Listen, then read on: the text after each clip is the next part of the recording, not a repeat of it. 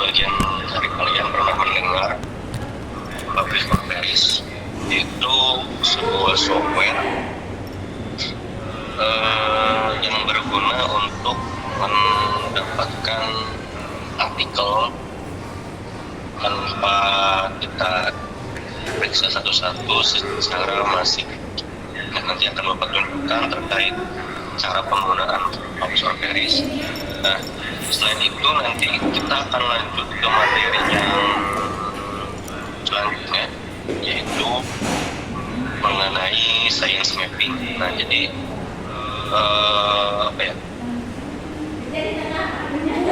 nanti materi yang selanjutnya ini berhubungan dengan materi yang sebelumnya, dikarenakan kalau materi sebelumnya itu kita akan mengambil data.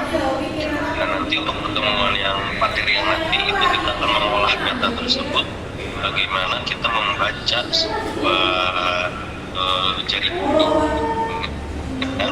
mengenai biometrik. Itu kita menggunakan software Host-Viewer. Dan mungkin minggu depan insya Allah kita akan coba praktik menggunakan software Publish for Paris dan Host-Viewer. Jadi teman-teman nanti bisa search dua software itu untuk diinstal di laptopnya masing-masing. Oke, kita lanjut.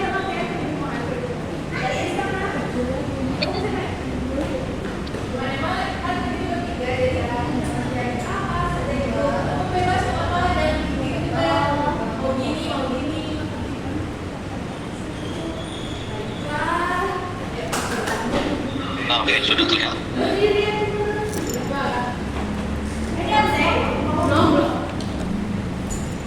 Sudah terlihat materinya di terlihat ya, oke. Jadi untuk materi yang sebelumnya yang akan kita bahas sekarang itu mengenai penambangan data bibliometrik. Maksudnya penambangan data ini kita mengambil data secara masif atau secara banyak dalam satu waktu gitu. Nah, fungsinya apa? Kita untuk menambang atau mining data, karena data yang kita ketahui di internet itu sangat banyak sekali dan perlu waktu lama untuk kita download satu-satu, dan itu juga tidak semua artikel yang kita temui itu mudah di-download atau mudah diambil datanya. Nah, namun ada software yang membantu kita untuk menambang, memining data dan ekstraksi data, yaitu menggunakan POP, Publish for Paris. Nah, teman-teman sambil lihat juga di handphone masing-masing tampilan Publish for Paris itu kayak gimana. Nah, jadi mungkin sejarah singkatnya saja bahwa Publish for Paris ini diciptakan oleh Prof. Anibal Arzi. Ya, intinya bahwa software ini itu berguna untuk mengambil data-data berupa artikel, bahkan seringkali software ini pun mengambil data buku e-book. Nah, gunanya di mana software ini itu akan berfungsi sebagai apakah data yang kita dapatkan ini merupakan merupakan tren suatu topik penelitian atau bahkan hanya sekedar topik yang biasa-biasa aja gitu. Nah, di dalam database yang nanti teman-teman bisa lihat dan bisa teman-teman gunakan dan nikmati, yang pertama ada Google Scholar. Kalau teman-teman tahu lah ya Google Scholar itu apa, yang dimana Google Scholar ini akan banyak sekali data-data dari artikel bahasa Indonesia, artikel dari bahasa Inggris, entah itu yang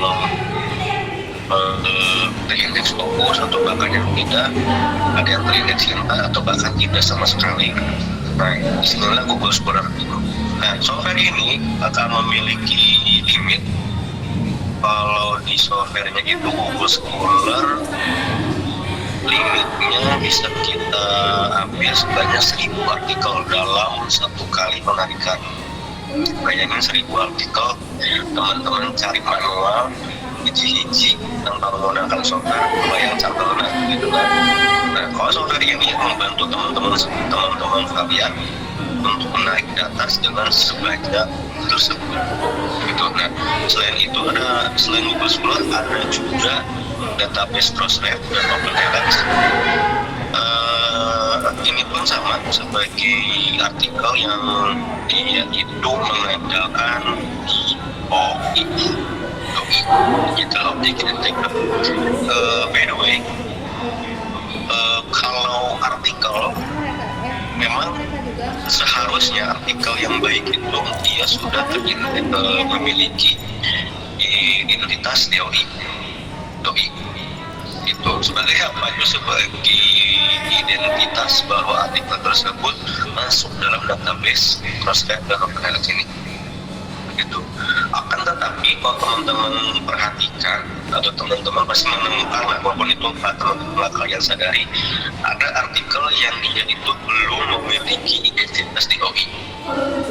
Begitu. Yang artinya mungkin jurnal yang ditempati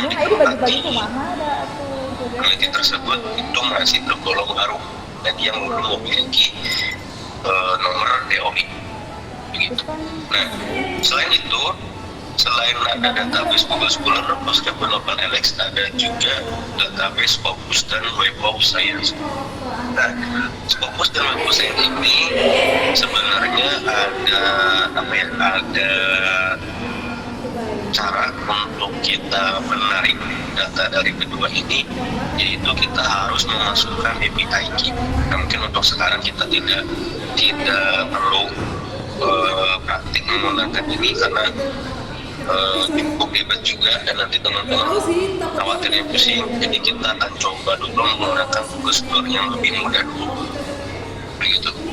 Nah, itu merupakan database yang ada di Topics Paris yang nanti teman-teman bisa coba di laptop masing-masing.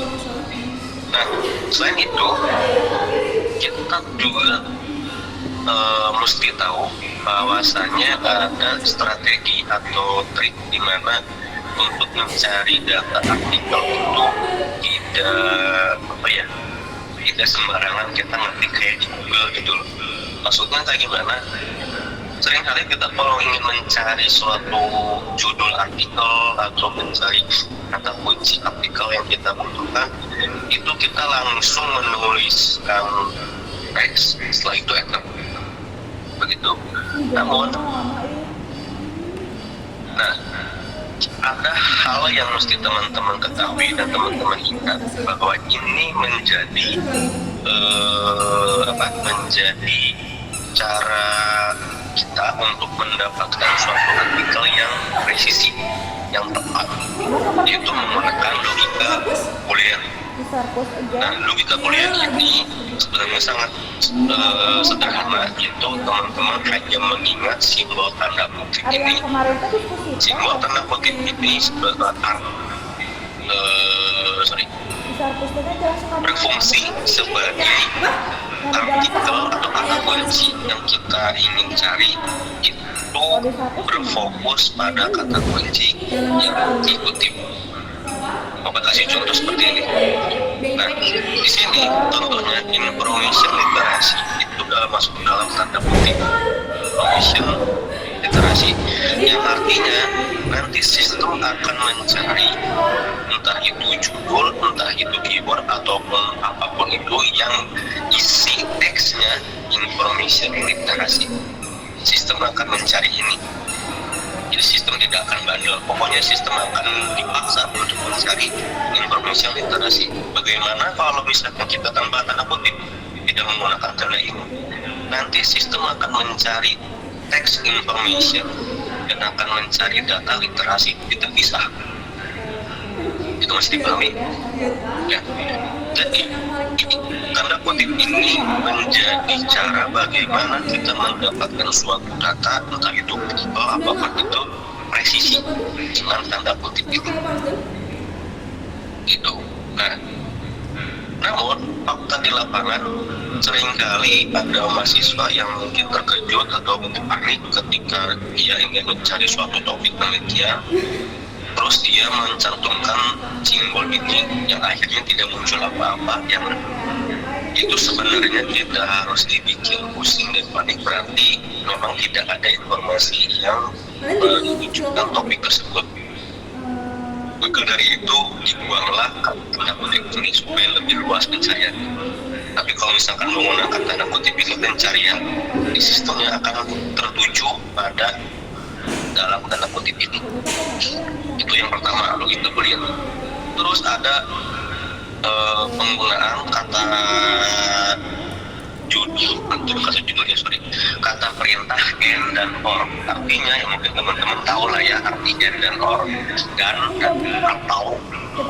Nah, maksudnya kata perintah dan kata perintah or ini itu kerjanya ketika sistem mencari kata kunci information literasi dan library, sistem akan mencari pokoknya akan menemukan data dua ini aja, tidak akan kemana-mana kalau menggunakan ya. Jadi nanti akan berbarengan informasi literasi dan library, nanti akan berbarengan, sistem akan mencari informasi data-data menggunakan kalau menggunakan ya. Namun kalau kata or ini, kata kerja or ini,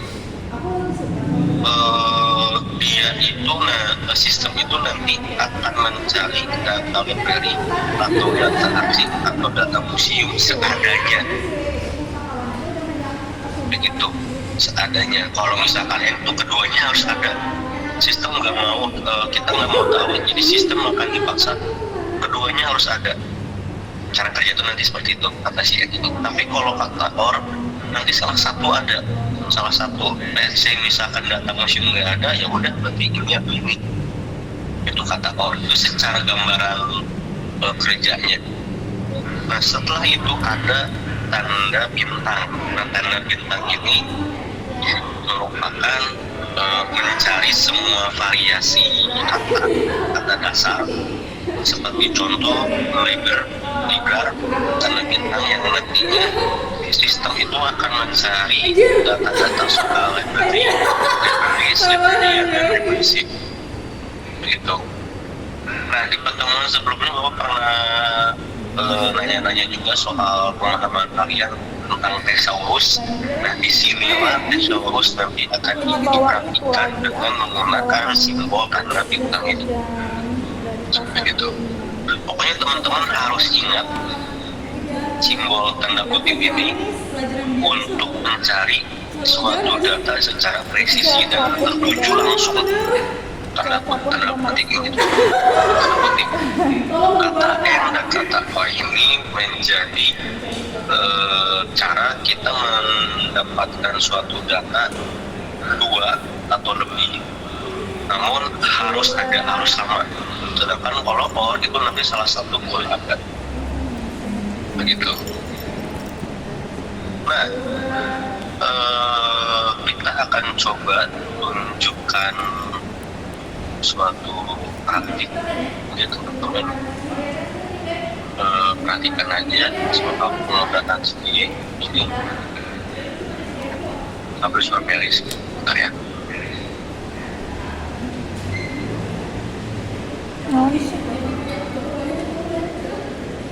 Udah.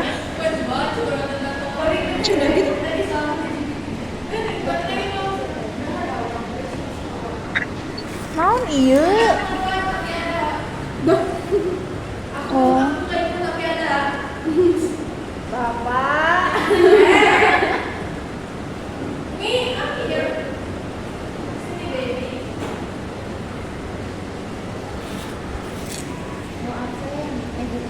Itu sih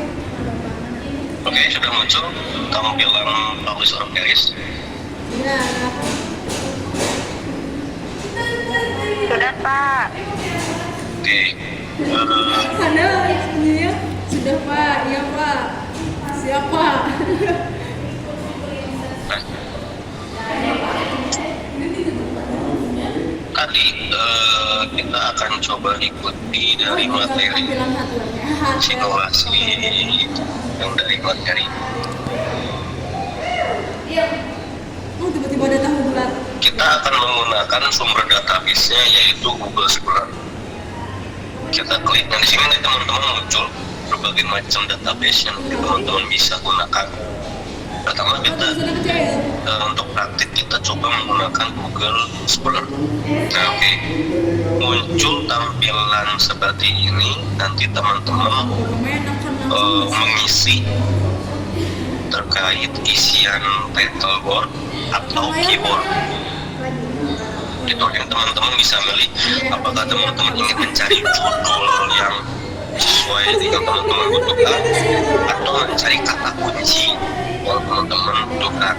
Karena kan seringkali kata kunci yang teman-teman cari Tadi itu naon sih aplikasi? judulnya pun pasti berbeda. Begitupun sebaliknya ketika teman-teman mencari judul yang berbeda, yang sesuai teman-teman butuhkan, pasti nanti isi kata kuncinya pasti berbeda. Jadi pilihlah sesuai kebutuhan kalian, mau mencari judul artikel yang sesuai atau mungkin mencari kata kunci artikel yang teman-teman butuhkan. Dan jangan lupa juga teman-teman harus filter tentang tahunnya. Teman-teman bukan biasanya kan 5 tahun ke belakang ya, kalau ini perintah dari beberapa jurnal. Itu tergantung teman-teman kebetulan teman-teman. Nah, kita langsung coba cek aja. Nah, Bapak di sini akan coba mencari judul mengenai akademik. Baik. Dan Bapak juga mengimplementasi sistem untuk mencari university. Baik. Jadi nanti sistem akan mencari artikel soal academic library atau nanti mencari artikel soal university library. Gitu. Jadi sistem diperbolehkan untuk mencari keduanya aja. Itu jadi nggak berbarengan. Nah, Bapak coba filter dari Nah, untuk maksimumnya, untuk karena ini praktik apa kitanya karena akan sangat lama, semakin banyak lama juga data yang diambil, itu maka cukup 20 aja deh. Kita search. Oh ya, jangan lupa dicentang soal review artikelnya, karena tadi Bapak bilang bahwa si software ini itu dia seringkali mengambil data buku. Sebenarnya data buku tidak penting juga untuk analisis bibliometrik, karena kita ingin menganalisis suatu kata kunci nanti di setelahnya kita akan membahas suatu. Jadi kita centang dulu aja. Itu kita search. Nah, muncullah artikel-artikelnya. Kita coba sesuaikan, cocokkan apakah benar atau tidak judul yang kita minta, yaitu academic library atau university library, apakah benar didapatkan. Kita coba yang pertama. Nah, judulnya sesuai dengan apa yang kita minta, academic library. Ini pun sama. Nah, ini pun sama. Bukan ke bawahnya pun sama. Nah, ada satu yang mungkin yang tadi minta kan kita antara minta atau ini gitu ya. Nanti si sistem nanti akan memberikan ini juga university library judulnya sesuai judulnya. Oke, ini Bapak ingin mencari judul yang sesuai dengan permintaan Bapak, dengan Bapak. Gitu. Lanjut kita akan coba mencari keyword kata kunci, namun dengan perintah yang berbeda. Kalau yang tadi kita menggunakan or, itu keduanya salah satu boleh. Mau ini boleh, silakan. Tapi kalau misalkan ini menggunakan kata R itu keduanya harus ada. Kita mau tahu pokoknya harus ada. Namanya digital transformation dan challenge.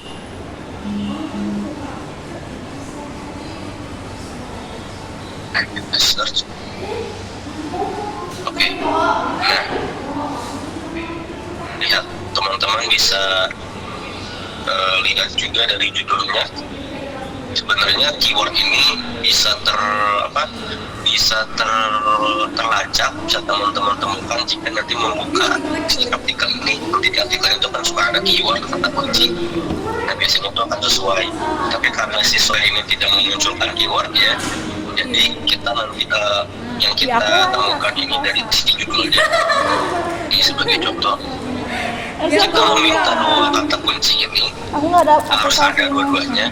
Nah teman-teman nanti bisa lihat digital transformation dan challenge. Nih ada kata challenge-nya, ada kata digital transformation. Karena kita menggunakan kata M. Ini pun sama, kelihatan. Ini pun sama, nih ada. Ini sama, challenge dan transformation. Jadi intinya si kata N dan O ini sangat bekerja untuk mendapatkan, apakah ingin mendapatkan keduanya, semuanya, atau mendapatkan salah satu aja, kalau or, N dan or. Tapi jangan lupa tanda kutip di sini untuk kita main satu. Terus gunakan untuk tanda kutipnya. Begitu. Nah, sampai sini mungkin teman-teman paham lah ya cara penggunaan konsep penis. Nanti kita akan coba aktif bareng-bareng. Nah, ketika kita sudah mencoba menggunakan pencarian judul, pencarian kata kunci, langkah selanjutnya kita ingin menyimpan semua data-data ini untuk kita analisis di post keyword. Dan caranya adalah seperti ini. Teman-teman di sini nanti akan lihat di samping ada save result. Save result. Nah, kayaknya nggak muncul di sini. Dan nanti pokoknya nanti di save result ini akan ada pilihan, berbagai macam pilihan, yaitu dari di save dalam bentuk CSV, di teks, EndNote, bahkan sampai dalam bentuk referensi apa gitu. Nah, gimana kelihatan?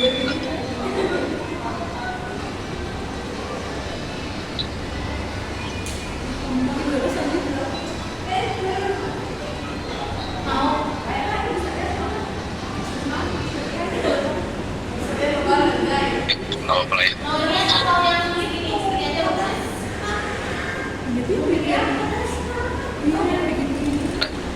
Jadi nanti teman-teman ketika teman-teman sebut kunci atau judul yang dibutuhkan, langkah selanjutnya untuk kita analisis bibliometri, kita cukup save nanti di sini save dan nanti pilih format RIS. Nanti bapak tunjukkan hasil saveannya kayak gimana.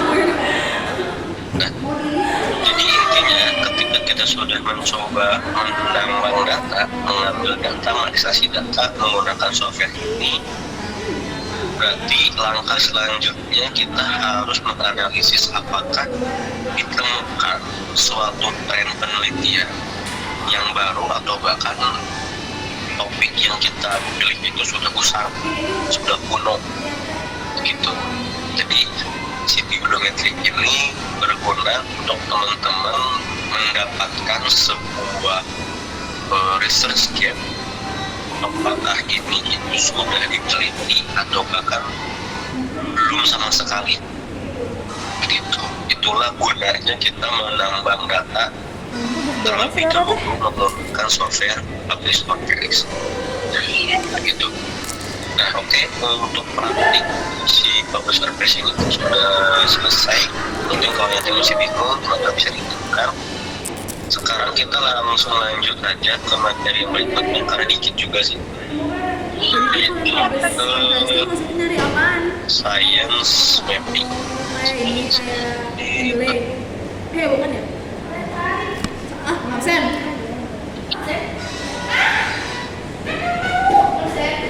Sabar belum anjir. Di kocak.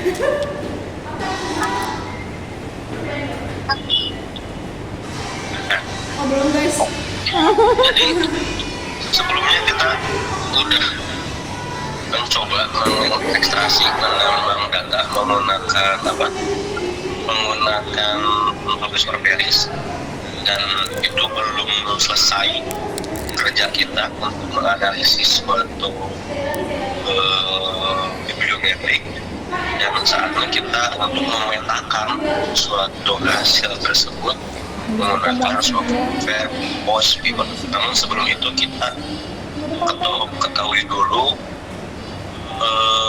apa sih pemetaan science atau science mapping. Jadi science mapping ini kalau kita coba analogikan bahwa ilmu pengetahuan yang kita ketahui di internet atau di buku atau manapun itu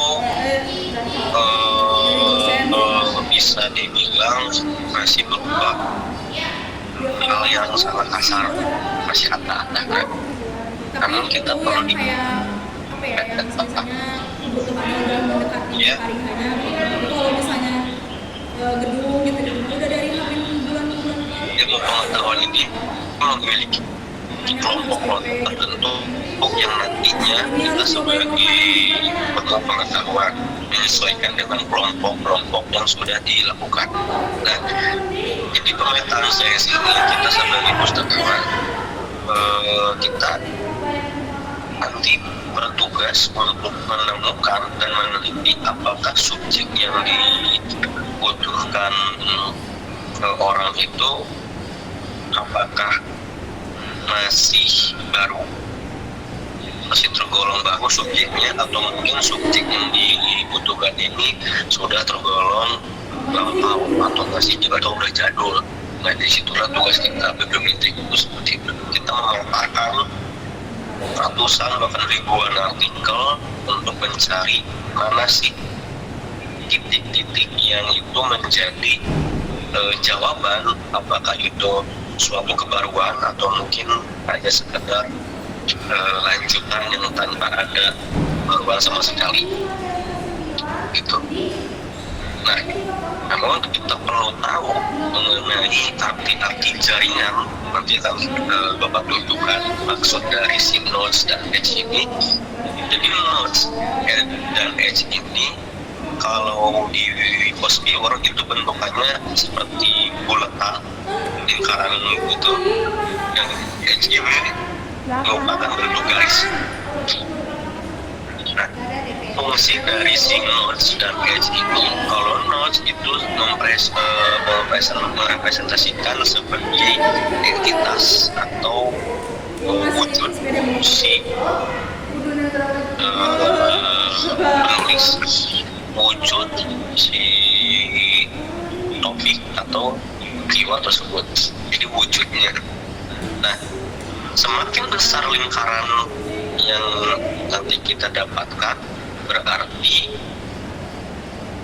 entitas tersebut itu seringkali dibicarakan, dikutip, bahkan digunakan oleh peneliti-peneliti lain. Jadi frekuensinya tinggi, nanti akan berdampak ke sinodnya semakin besar ukurannya. Namun sebaliknya, kalau misalkan sinodnya itu kecil, berarti frekuensi kemunculannya atau frekuensi penggunaannya itu sangat minim. Nah, disinilah kita sebenarnya sudah mendapatkan kesimpulan awal. Mungkin kata kunci atau topik yang sedang kita cari ini menjadi harapan kalau sinodenya kecil, karena itu menjadi titik kebaruan kita untuk meneliti hal yang baru gitu.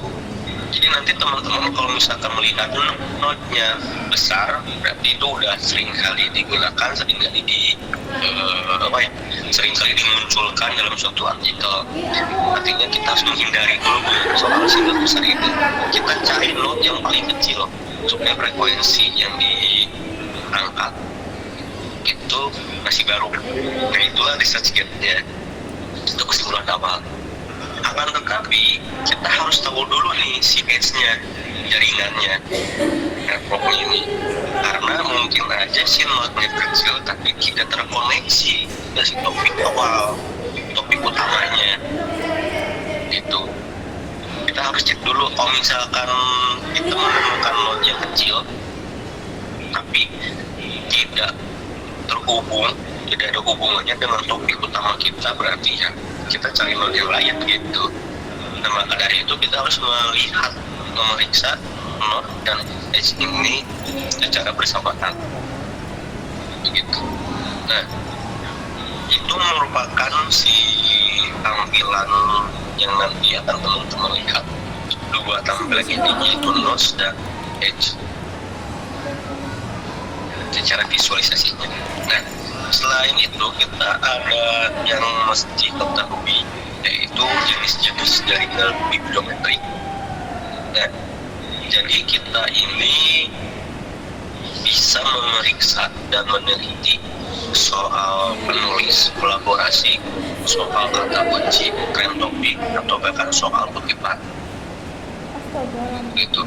Nah, fungsi dari si co-authorship ini yaitu kita akan melihat, memeriksa apakah si penulis ini itu memang berkolaborasi dengan berbagai penulis, atau bahkan penulis ini tuh hanya individu, tidak mau berkolaborasi sendirian aja.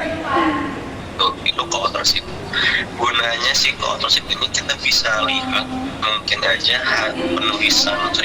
hasil tulisan penulis tersebut itu sering kali dibahas oleh peneliti lain, sering kali dijawab oleh peneliti lain, sering kali disanggah oleh peneliti lain. Begitu kan? Teman-teman harus ketahui ya bahwasanya kalau artikel kita dikutip itu antara lain artikel kita itu dianggap hasilnya bagus, atau mungkin artikel kita ini tidak relevan atau hasilnya tidak nyambung. Makanya nanti peneliti akan menjawab, mengkritik hasil artikel kalian. Jadi mengutip dan dikutip ini sebenarnya ada maksud tertentu, entah itu mengapresiasi atau menunjukkan hasil bagus kalian, atau bahkan mengkritik hasil artikel kalian, itulah asik. Nah itu nanti berguna ke si berdampak juga ke si co-authorship ini. Nah selanjutnya ada yang namanya co-occurrence. Co-occurrence ini itu kita akan menganalisis suatu kata kunci yang tadi yang kita coba ekstraksi mengenai trend topik. Nah, si trend topik ini menjadi cara kalau kita udah stagnan, udah bingung banget topik yang kita inginkan apakah sudah sering diteliti atau mungkin baru. Dan nanti kita bisa analisis, bisa cek menggunakan si trend topik ini maupun di sini begitu. Nah selanjutnya ada citation dan citation. Itu aja, ini lebih ke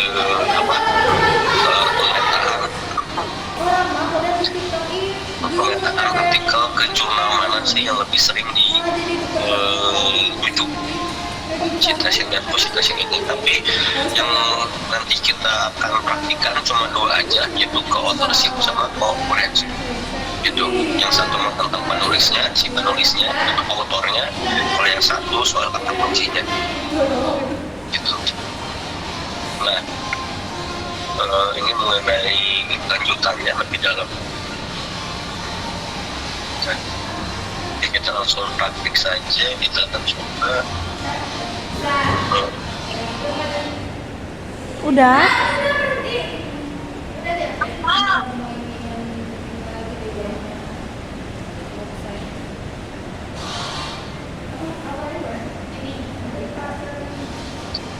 lama itu ya mama. Ya besok santai sudah.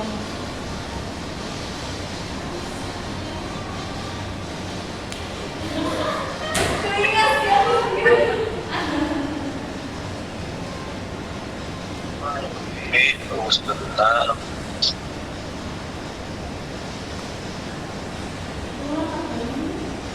Ini keluar lagi.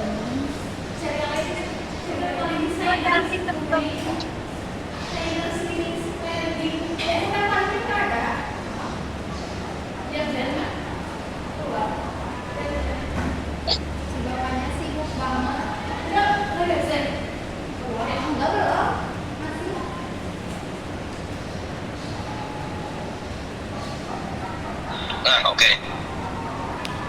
Ini merupakan tampilan posture untuk menganalisis di biometri. Bapak sudah menyiapkan data-data terkait untuk analisis penulis dan analisis kata kunci. Nah, itu Bapak dapatkan menggunakan publish or perish barusan. Gitu. Nah, di sini teman-teman nanti akan lihat beberapa tampilan, Aplikasi apa yaitu ini? tampilan network visualization, overlay, dan density visualization. Nah, si network visualization ini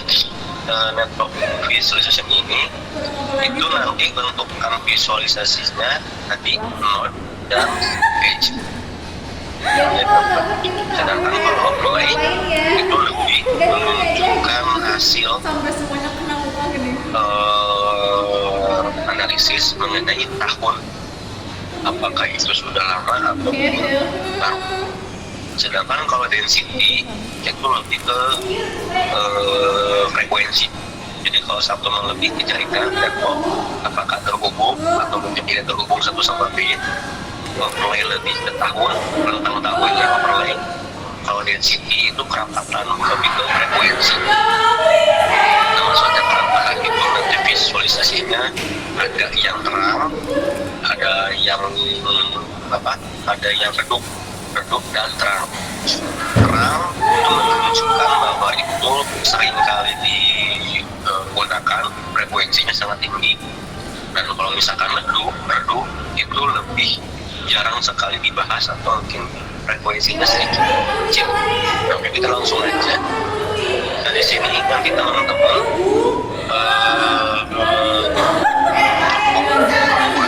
create. Kenapa aku punya spasi bolong dulu? Di sini tidak muncul ini ya. Kita suka pakai kaos kaki yang bolong. Oh iya. Apa ya? Tidak pantas.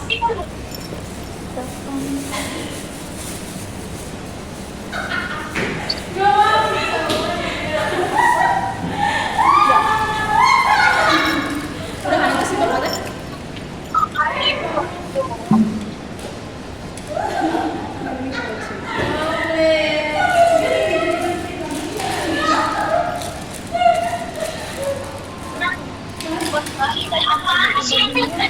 Kenapa?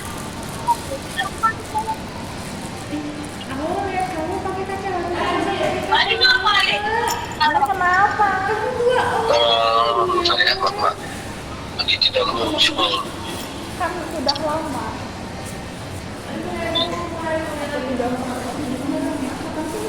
Minggu cuman minggu yang beda. Kayaknya bapak nikah nggak tahu. Cuman besok datang tidak sih. Iya harus. Nah, oke. Mungkin tampilannya cukup lebar. Kita menyesuaikan sama monitor pelan. Jadi nanti teman-teman akan muncul tampilan seperti ini. Nanti coba kita create. Nah, nanti di sini Ini itu bakal selesai jam 6. akan ada 3 pilihan, yaitu kita akan menganalisis jaringan, bibliometrik, atau mungkin menggunakan data. Nah, karena kita ingin mencoba analisis bibliometrik, yaitu tadi coauthorship dan co-occurrence, itu kita nanti pilih yang bagian tengah ini. Ya, teman-teman nggak akan terlihat sih karena ini cukup lebar. Ya, nanti setelah itu kita next. muncul lagi 3 pilihan, apakah kita menggunakan data dari API, download API dari Prospect OpenLX, atau kita menggunakan data dari Scopus atau Web of Science, dan atau kita menggunakan data dari RIS, hasil dari ekstraksi yang publish per Paris. Begitu. Nah, kita nanti pilih bagian yang paling bawah, ada 3, 1, 2, 3, nanti kita pilih yang bagian bawah, yaitu menggunakan file RIS. Kita nanti next. Nah, nanti muncul pilihan untuk kita impor hasil ekstraksi kita. Ini hasil dari data ekstraksinya. Nah, nanti akan muncul lagi pilihan ada authorship, apakah kita ingin menganalisis penulis atau kita ingin menganalisis trend topik kata kunci. Sini ada 2. Nah, pertama kita akan coba periksa dulu soal penulis. Kita coba periksa.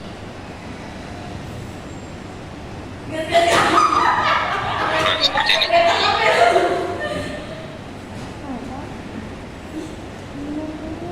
Nah, nanti hasil dari si penulis ini teman-teman nanti bisa lihat ada yang terkoneksi satu sama lain, yang artinya artikel tersebut itu memiliki 2 penulis, dan ada juga yang 3 penulis, dan ada juga yang sendiri. Itu tentang authorship. Kita ngobrolnya cuma segini, tuh, tidak menyambung satu sama lain. Nah, kita lihat juga, nah di sini terkait akunnya, terkait akun si penulis ini membuat artikel. Di sini kan ada keterangan bahwa yang warna kuning itu artinya masih baru, jadi penulis tersebut masih baru menulis artikel ini tersebut masih baru, dan ada keterangan bahwa warnanya agak unguan, gelap, ini berarti artikel tersebut sudah lama ditulis oleh penulis tersebut.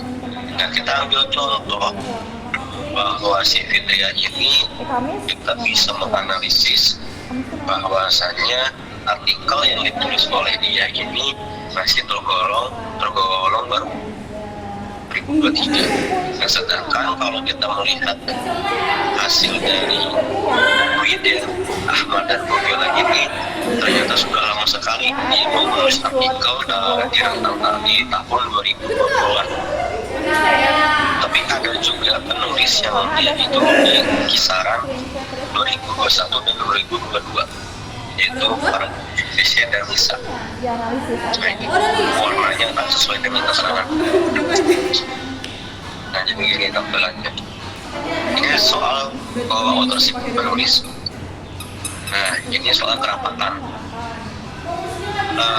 Maksudnya kalau misalkan kita kaitkan soal penulis, kerapatan ini artinya kalau si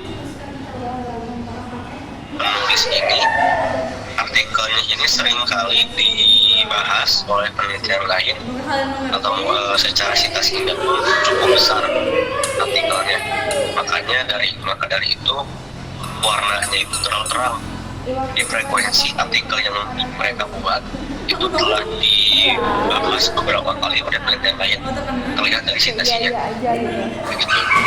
Namun kalau kita lihat yang kayak Fitria, kalau ini itu agak redup, yang artikel karena masih baru juga artikelnya mereka yang dia buat, jadi masih jarang dibahas atau dilirik oleh manusia kurangnya kira begitu. Nah, ini kita baru ke analisis penulis authorship. Kita akan coba analisis lagi tapi soal kata kunci. Nah,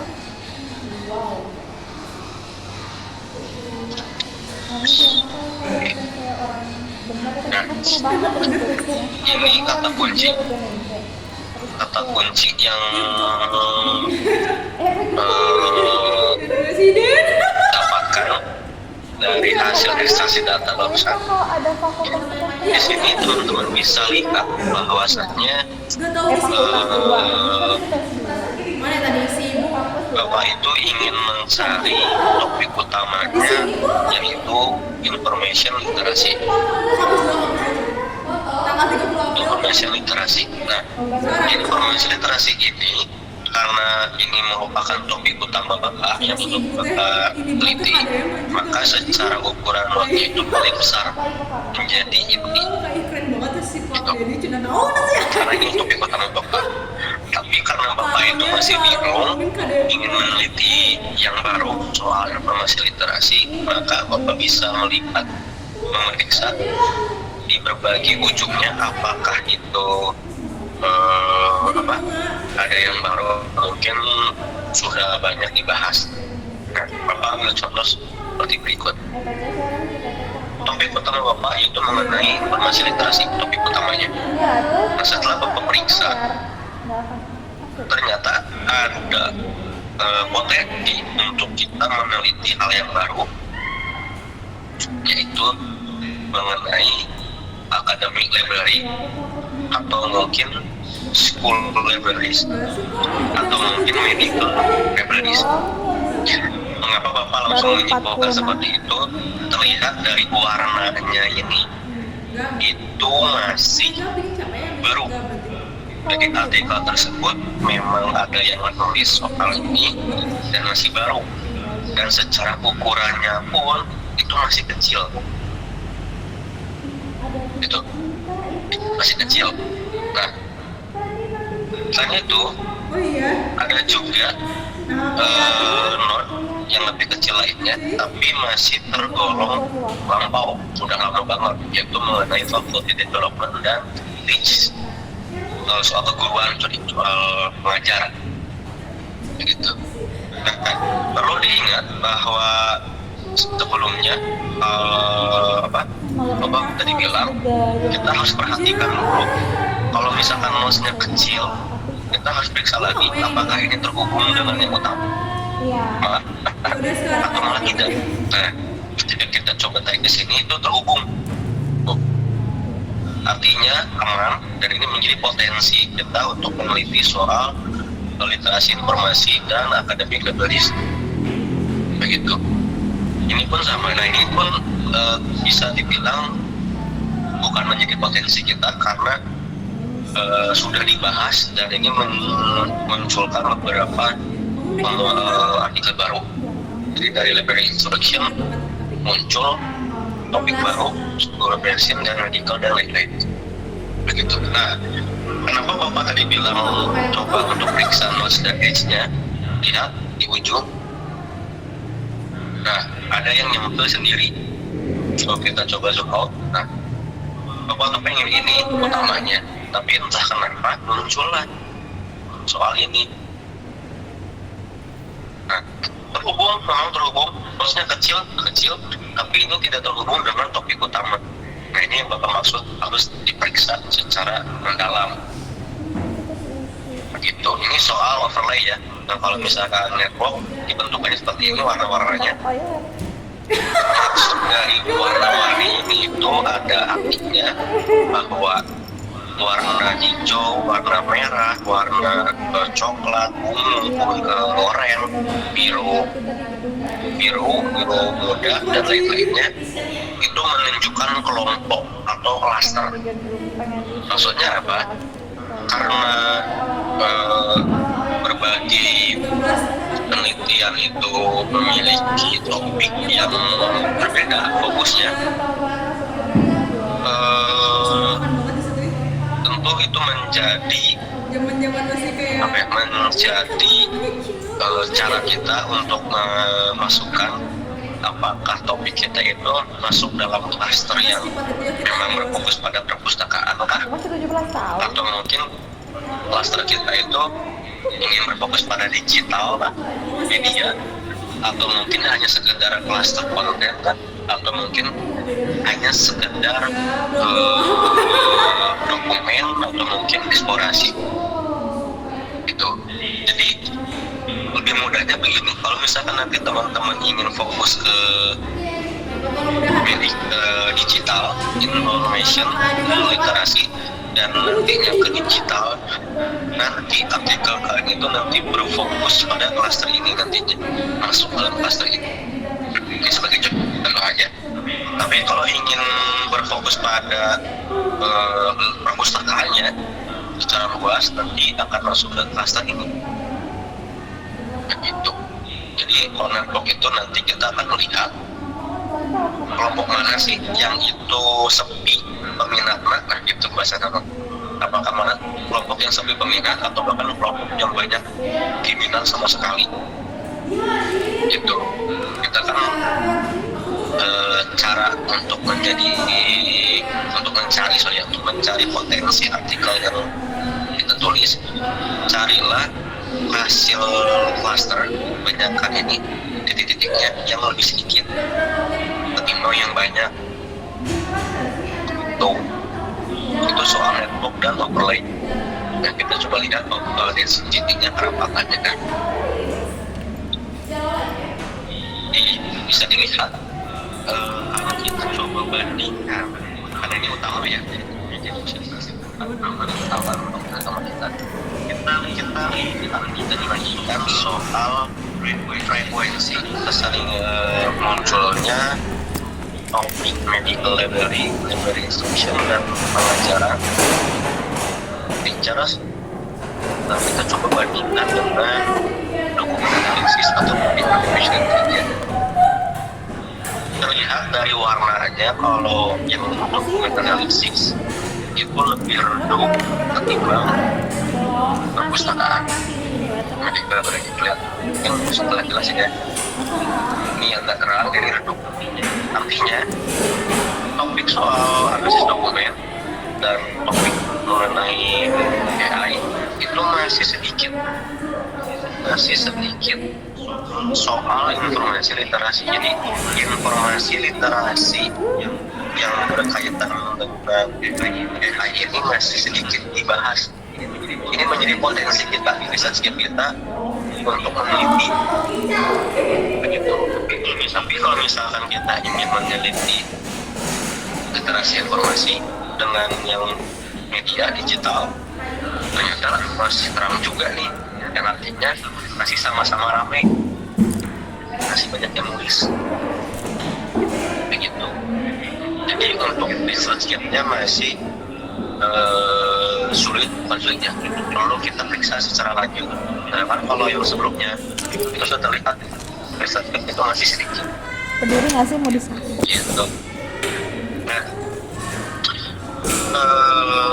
begitu untuk tampilan analisis Mas Bibar. Mungkin minggu depan kita coba praktik di Mas Bibar lah. Jadi untuk teman-teman boleh laptop masing-masing, atau mungkin PC Horema, Epic sama teman boleh. Mana? Jadi begitu untuk Mas Bibar.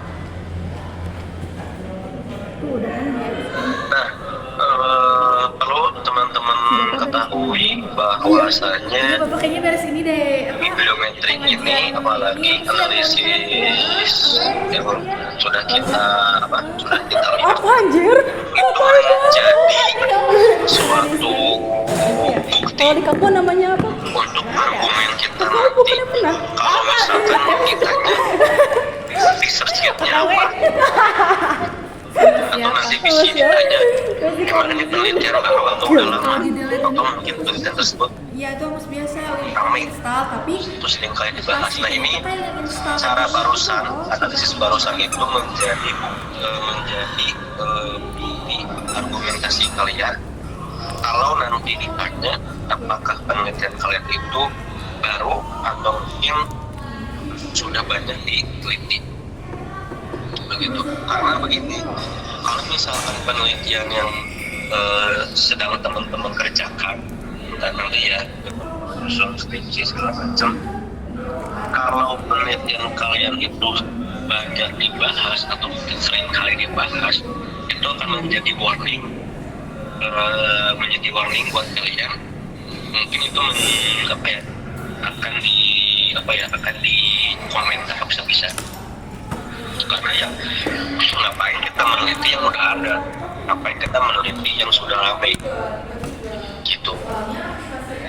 Saya walaupun kalian bisa mempertahankan argumentasi kalian ketika penelitian lain itu sudah ramai diteliti atau mungkin sudah ramai dibicarakan, teman-teman harus buktikan, memunculkan apa sih research kitnya dengan penelitian yang sudah. Itu tantangannya nanti. Nah, tapi kalau analisis barusan, bibliometrik barusan itu menjadi bukti penguat bahwasannya ya walaupun ini ramai, tapi ada satu topik yang itu masih baru dan itu menjadi potensi saya diteliti. Seperti itu.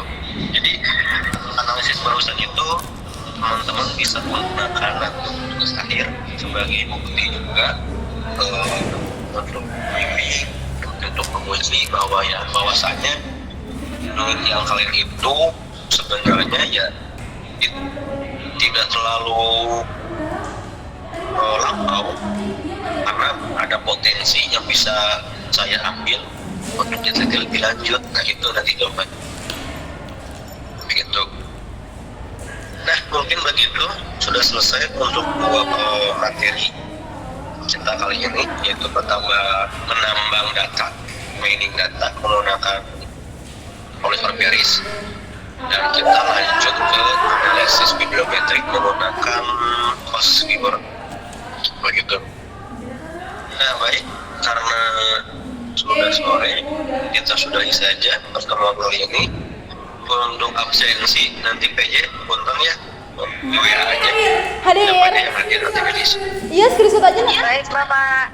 Baik, oke teman-teman, terima kasih yang sudah Bapak hadir. hadir.